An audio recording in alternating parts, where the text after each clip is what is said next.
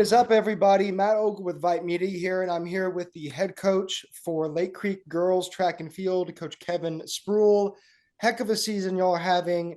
Very active season, I might add, on Texas Mile Split. Y'all have been to about almost half a dozen meets this year, so very active, and y'all are coming off an exceptional performance at district, getting ready for area.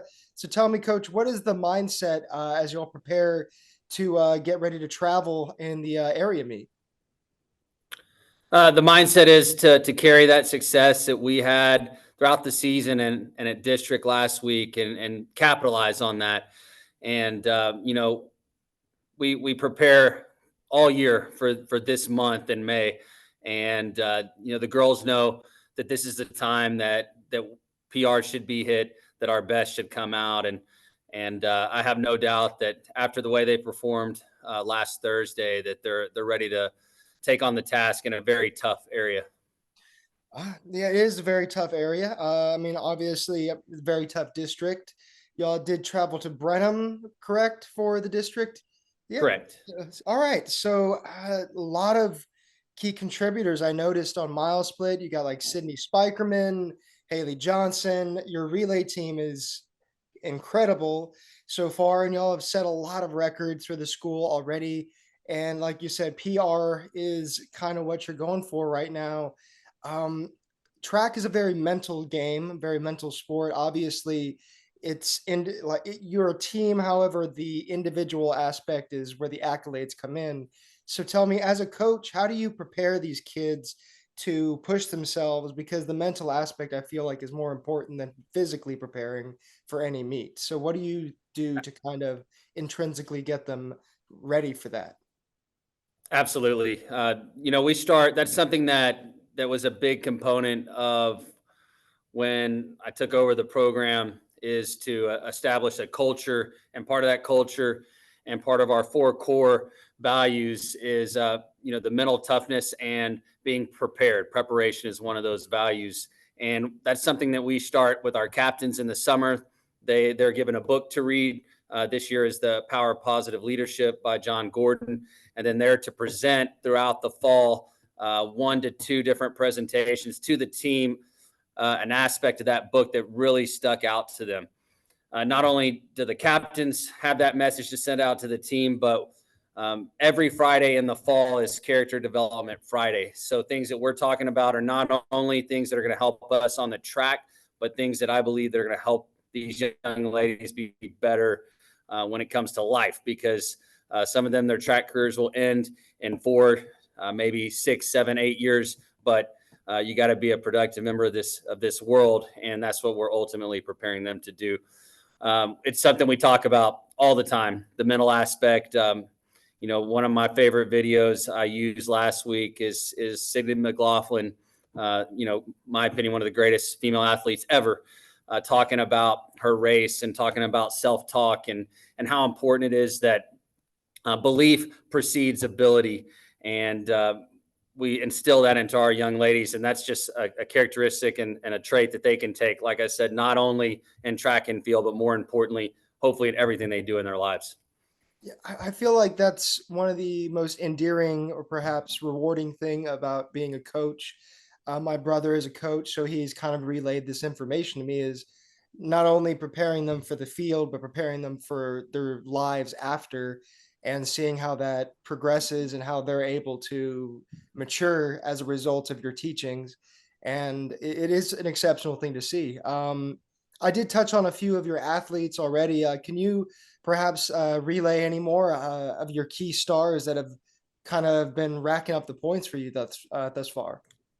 Absolutely. I'll start off with Sydney Spikerman. She kind of surprised some people. We haven't really thrown her in the high jump, and she went out and got second in our district in the high jump. Anytime you can medal in our district, it's a huge accomplishment. And I believe she's been working with coach, and I believe she's going to compete at area as well for a top 3 spot.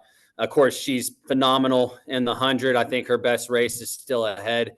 She's hit sub 12 twice this year, and she's been an anchor on relays. We threw her in the 4x4 this year, and she's been our starter in the 4x4, which is one of the top 10 4x4 teams in 5A.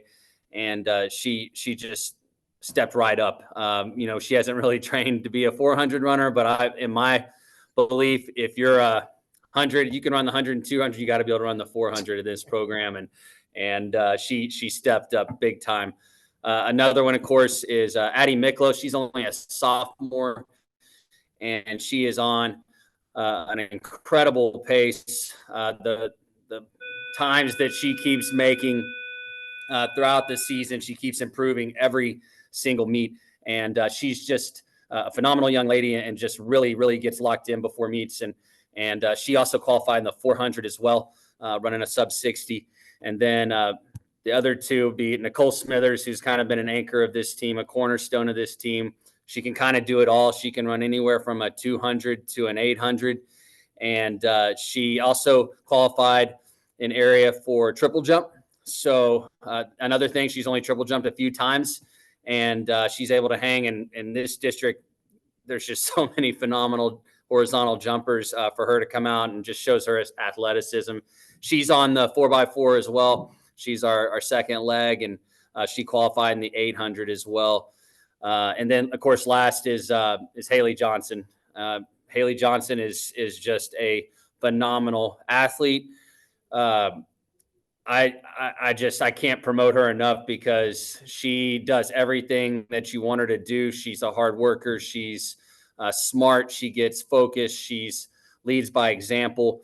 And then she goes out and just burns up the track. And she had it quite the day on Thursday. And if any colleges are watching this, you better get on that girl fast, because her ceiling is not even close to being hit right now. And she just hit a 209, which if you look at some of the college meets that happened the last couple of weeks, she would have placed in the top 10, if not top 5 of some of these collegiate meets with that time. So she's a phenomenal, you give her the baton at the end of that 4x4.